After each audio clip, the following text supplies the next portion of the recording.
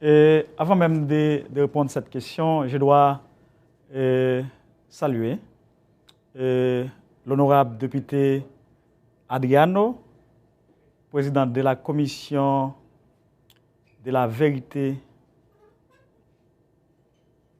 sur la situation qui s'est passée ici au moment de la dictature. Je dois vous saluer aussi, M. Georges, qui va animer cette émission. Je dois m'adresser personnellement à tous mes amis qui sont ici, les membres du PT, les organisations des droits de l'homme, les syndicalistes, les militants des droits de l'homme qui m'ont invité ici pour venir ici pour parler avec les Brésiliens sur la situation en Haïti.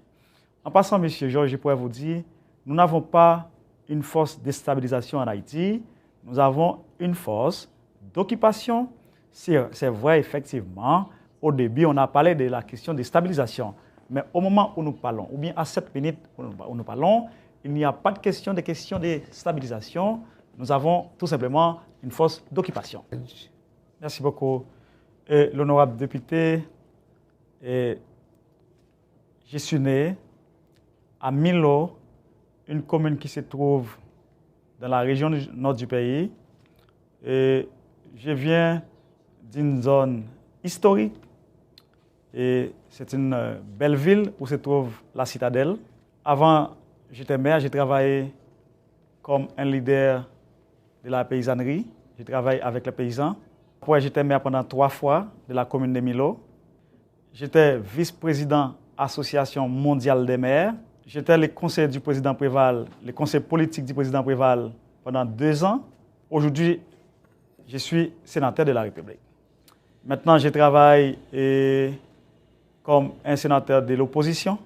Avant d'entrer dans la question de Duvalier, de la question d'Aristide, il faut rappeler, lors des dernières élections, nous avons un candidat qui était en 6e position, de nationalité américaine. Et ce candidat-là a été imposé par les Américains comme président aujourd'hui, c'est-à-dire il se trouve à la tête du pays.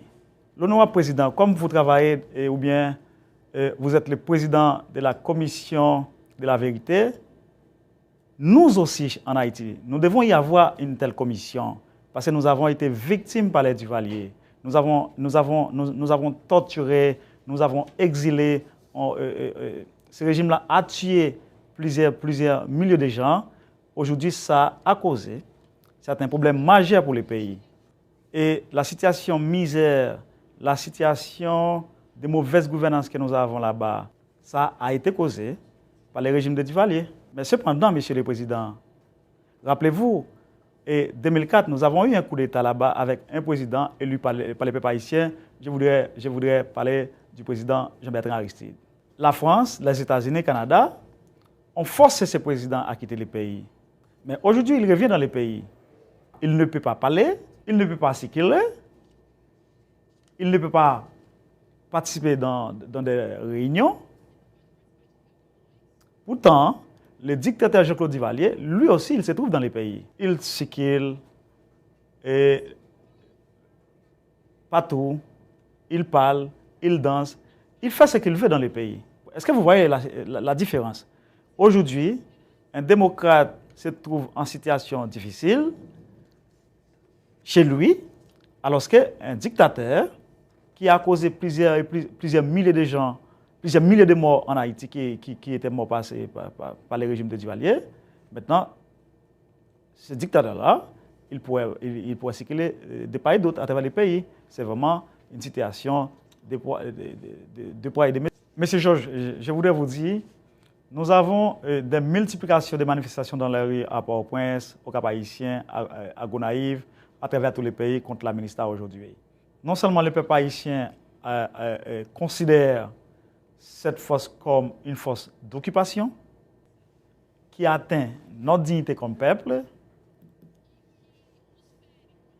Vous savez très bien, Haïti est un pays nègre qui a été libéré et comme le premier pays nègre dans la région. Nos ancêtres ont lutté pour nous donner ces coins de terre. c'est la déception totale avec cette force d'occupation. Mais en dehors de cela, il y a certaines choses extrêmement importantes que je devrais identifier pour vous. Non seulement pour vous, mais pour tous les Brésiliens qui nous regardent maintenant. À part des questions d'occupation, comme je viens de vous dire, il y a aussi certains soldats qui ont violé certains jeunes hommes en Haïti. Par exemple, dans le sud du pays, les soldats uruguayens ont violé un jeune homme. Au Gonaïve, on a violé un jeune homme de 25 ans aussi. Au Cap Haïtien, les soldats ont accusé un jeune homme de 30 ans, et comme quoi dirait cet homme-là a volé 30 $ américains. Les soldats de la MINUSTAH a été pendu ces jeunes hommes-là. Dans la région du plateau, c'est-à-dire de la région du plateau central, il y a une rivière dans cette zone. Les Népalais utilisaient cette rivière comme toilette. Ça a implanté, pour la première fois dans le pays, une épidémie qui s'appelle choléra. Fazendo vítimas, inclusive? Le choléra a tué 10 000 personnes. Ensuite, par rapport à ces dérives-là, le Sénat de la République a voté une résolution dans laquelle nous demandons un retrait graduel de la MINUSTAH. Nous demandons de renforcer la police nationale. Non seulement d'augmenter l'effectif, mais donner des moyens nécessaires à la police nationale pour que cette police puisse assurer la sécurité du peuple haïtien. Ensuite, nous demandons de remplacer les chars de guerre par les tracteurs pour les paysans. Les 900 millions de $ que la MINUSTAH ont dépensés en Haïti pour les troupes, donner seulement 50 millions à la police nationale pour renforcer la police nationale, pour assurer la sécurité. Ensuite, 150 millions pour l'éducation, 150 millions pour le développement, 150 millions pour la santé. Mais pourquoi la MINUSTAH, pourquoi l'ONU ne l'a pas fait? S'il y a un cas d'insécurité dans une zone, on appelle la MINUSTAH. Elle a dit, nous sommes là pour ça. Nous ne sommes pas là pour ça. La MINUSTAH est là pour réprimer ces gens qui ont manifesté pour la misère, pour la vie chère, et les gens qui demandent des emplois, alors que la MINUSTAH ne peut pas intervenir dans les cas d'insécurité, mais pour réprimer le peuple haïtien. Quand le peuple haïtien s'occupe leur rue pour les revendications, la MINUSTAH est là pour réprimer ces gens. Ce n'est pas possible. Je ne sais pas si vous êtes touché de cette fameuse déclaration du président de la République. Lorsqu'il y a un journaliste français qui lui a demandé, par rapport à toutes ces manifestations dans les rues, est-ce que Monsieur le Président, vous n'avez pas la peur? Le président a dit clairement non, parce que la MINUSTAH est là pour lui protéger. C'est ainsi la situation telle qu'elle est, je viens vous présenter. Merci beaucoup, l'honorable député Adriano. Je pense que la situation que nous avons là-bas, ça révolte tous les démocrates, non seulement les gens qui sont en Haïti, y compris les Brésiliens, les Argentins et d'autres nations qui, en observant cette situation, ça révolte tous les démocrates. La situation pourrait changer. Nous ne sommes pas pessimistes, nous sommes optimistes. C'est pourquoi nous sommes en tournée pour consulter les organisations des droits de l'homme, pour parler avec les syndicalistes, les dirigeants des partis, les parlementaires, les démocrates. Le peuple haïtien tout seul ne peut pas mener cette bataille. Mais avec l'appui de tous les peuples, nous pouvons mener cette bataille. Et nous allons gagner cette bataille. Sénateur. Je ne voudrais pas démentir un personnage politique qui parle. Mais je pouvais présenter une illustration ou bien une démonstration pour qu'on puisse comprendre ce qui s'est passé là-bas. Aujourd'hui, où nous parlons, à 7 minutes que nous parlons, pourquoi les Haïtiens quittent le pays pour en venir ici? Pourquoi? Oh mon Dieu, s'il y a certaines améliorations, pourquoi les Haïtiens quittent le pays pour aller en République dominicaine? Pourquoi les Haïtiens quittent le pays aussi pour prendre un petit bateau pour aller vers Miami, vers Nassau Bahamas? Pourquoi? Aujourd'hui, M. Georges, l'honorable président de cette commission, la situation est beaucoup plus compliquée. Nous avons un président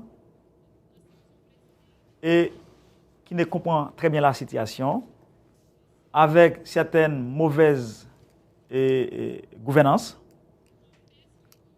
La situation économique a détérioré complètement. Nous avons un taux de croissance du PIB qui évalue à 5,3%. Et aujourd'hui, ça a changé complètement. Ça a régressé de 5,3% à 2,3%. Sur le président Préval, nous avons un taux d'inflation qui évalue à 4,5%, mais aujourd'hui, ça arrive à 7,3%. Ce n'est pas le sénateur Moïse Jean-Charles qui a inventé ces chiffres, mais c'est le Fonds monétaire international. Mon président a signé un contrat avec le Fonds monétaire international pour ne pas produire le riz en Haïti. Nous avons, à part des questions de l'occupation, de problèmes de misère, mais nous avons un autre problème majeur. Depuis 2011, nous devrions organiser les élections pour un tiers du Sénat de la République, dont 10 sénateurs, leur mandat arrive à terme. Nous devrions organiser les élections pour renouveler le tiers du Sénat depuis 2011. Le président de la République ne l'a pas fait. Grâce à la communauté internationale, c'est-à-dire la pression de la communauté internationale, aujourd'hui, on met en place un conseil électoral pour organiser les élections, en dehors de la volonté du président de la République. Très bientôt encore, nous aurons 10 autres sénateurs. Les mandats vont ou bien seront arrivés à terme. Il nous reste, ou bien il nous restera seulement 10 sénateurs au Parlement. Alors qu'on a besoin de 16 sénateurs pour faire fonctionner le Sénat. Qu'est-ce qui va arriver? Le président va diriger par décret. C'est-à-dire, nous marchons vers la dictature. C'est bon. Il faut ajouter aussi, ce même président a ordonné, planifié, orienté l'arrestation d'un député en fonction. Est-ce que le général a parlé sur ce problème-là? Je ne crois pas. Deputado Adriano Diogo, a sua pergunta. Senador, existe grande contingente migratório de haitianos para o Brasil, inclusive com a presença de coiotes. Eu queria saber se o senhor sabe do que está acontecendo no norte do Brasil, na região do Acre, na fronteira, sobre milhares de haitianos em situação muito difícil. Se o senhor sabe desses fluxos migratórios de haitianos no Brasil, indocumentados, submetidos a trabalho escravo. Effectivement, j'étais au courant dès mon arrivée ici. On m'a parlé de cette situation. Comme le Brésil, c'est un pays indépendant, ce sont les Brésiliens qui devraient savoir qu'est-ce qu'ils pourraient faire avec cette situation-là. La situation est très compliquée là-bas. Est-ce que les Haïtiens qui sont là devraient être retournés là-bas? Je ne le sais pas. Ça dépend de la volonté des Brésiliens. Mais une autre fois, je pourrais réaffirmer, et c'est ce que je viens de dire, la situation est très compliquée là-bas. Dans le cadre humanitaire, je sollicite mes collègues parlementaires, particulièrement les membres de la commission de la vérité, les membres de la commission des droits de l'homme et les membres de la commission antiracisme. J'ai fait appel aussi aux membres do gouvernement. Senador, eu acredito que o apoio internacional é muito importante. Porém, quem vai resolver essa situação é o povo haitiano. Somente o povo haitiano. Quais são as condições de organização do povo haitiano depois do terremoto para enfrentar a presença das tropas e esse atual presidente da República? Monsieur le Président, je voudrais vous dire,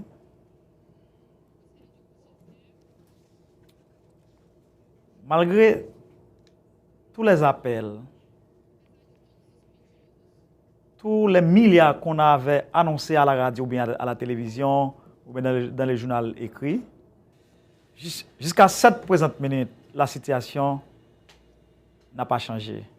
On n'a jamais mis en place une structure pour rebâtir ou bien pour reconstruire les bureaux de l'État.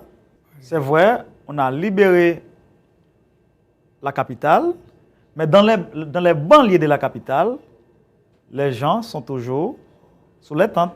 Moi, Monsieur le Président, comme un patriote, un nationaliste, un Haïtien authentique, nous avons beaucoup de moyens, beaucoup de ressources naturelles, culturelles, historiques.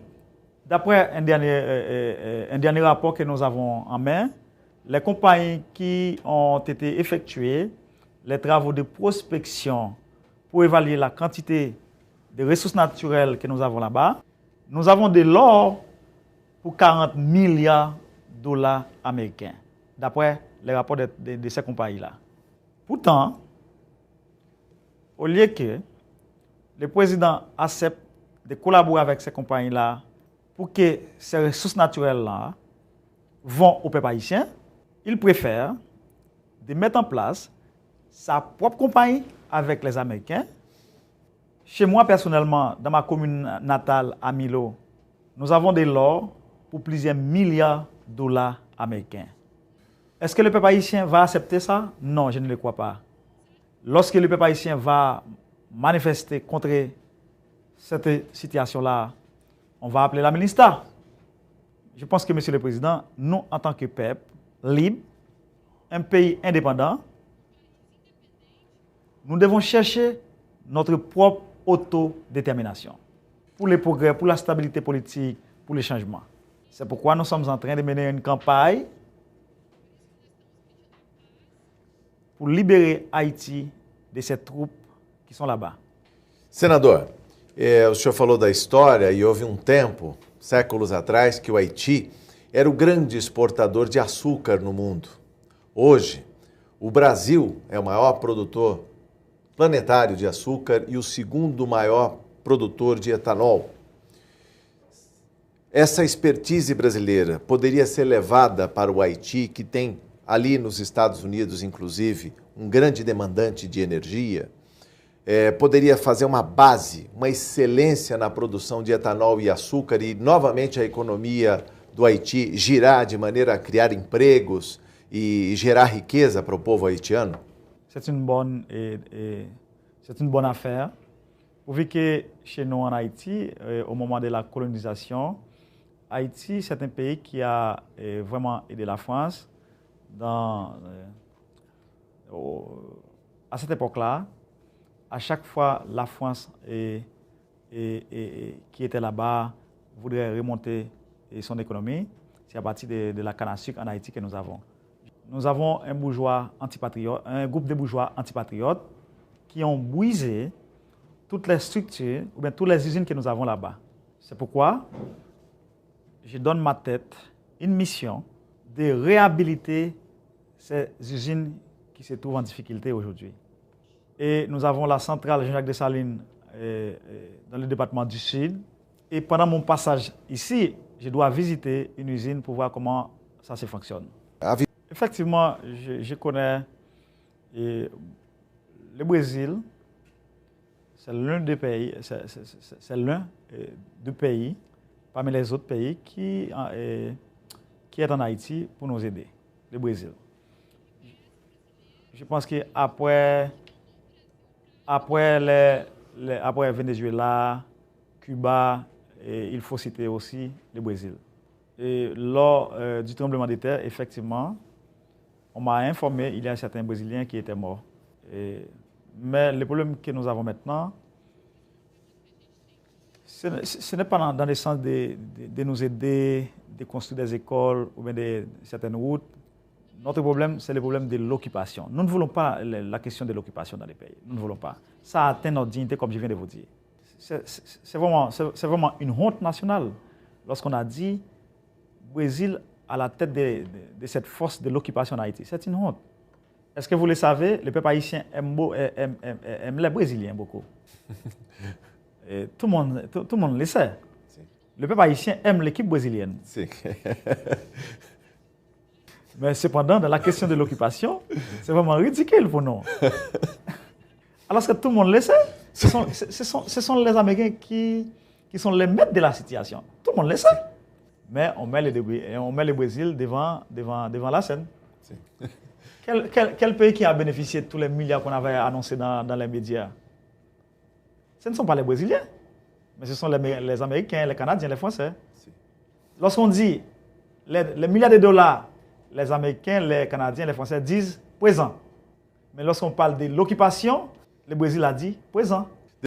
Je vous rassure, Monsieur le Président. Je vous rassure. Nous, le peuple haïtien, un peuple historique, un peuple qui a fait l'histoire. Non seulement nous avons libéré notre pays face à cette colonisation que nous avons eue là-bas, nous avons aidé le Venezuela, nous avons aidé les Américains. Nous croyons que le peuple haïtien pourrait se libérer de cette occupation, mais tout simplement, même dans la question d'opinion, nous croyons que entre peuple avec peuple, les parlementaires avec les parlementaires, il faut en parler là-dessus, il faut en discuter là-dessus. En m'acceptant de venir ici, c'est une forme de solidarité. En me facilitant de parler avec le peuple brésilien, c'est une forme de solidarité. Déjà, Monsieur le Président, le peuple haïtien a déjà manifesté sa volonté de libérer le pays. D'ailleurs, nous avons des multiples manifestations anti-ministère, anti-l'occupation dans le pays. Je ne crois pas, pour finir. Et la manière dont nous avons une occupation au Congo, ça fait longtemps. Je vous rassure, je ne crois pas que ça pourrait se répéter en Haïti. Senador, uma palavra final. Eu queria lembrar aqui, até provocá-lo, do futebol. Futebol Haiti. Sim. O último encontro, o jogo da amizade entre brasileiros e haitianos, o Brasil ganhou de 6-0. Quando vai ser marcado o jogo da volta, a revanche, e se é possível restabelecer a paz, pelo menos no futebol? Sua palavra final. Je ne le crois pas. Est-ce qu'il y a effectivement un match de football? Pourvu que les peuples haïtiens étaient sur le terrain du jeu, lorsqu'on a eu ce match, Brésil face à Haïti. Automatiquement, le Brésil a marqué un but, le peuple haïtien était content. Qu'est-ce que cela veut dire? Brésil joue face à Haïti, le Brésil a marqué un but, tout le monde était content. Je crois que la vraie équipe de football pour les Haïtiens, ce sont l'équipe brésilienne. C'est vraiment l'équipe brésilienne. C'est le problème que nous avons, ou bien le peuple haïtien a, et avec le Brésil, c'est le problème de l'occupation. Merci, Monsieur le Président, Adriano. Merci beaucoup, Monsieur Georges. Et merci beaucoup les autres techniciens qui sont là avec nous. Merci mes amis qui sont là avec moi dans le studio. Merci tous les Brésiliens. Merci les dirigeants des partis politiques, les dirigeants des organisations des droits de l'homme, les syndicalistes. Je voudrais remercier tout le monde. Merci, Émile, merci.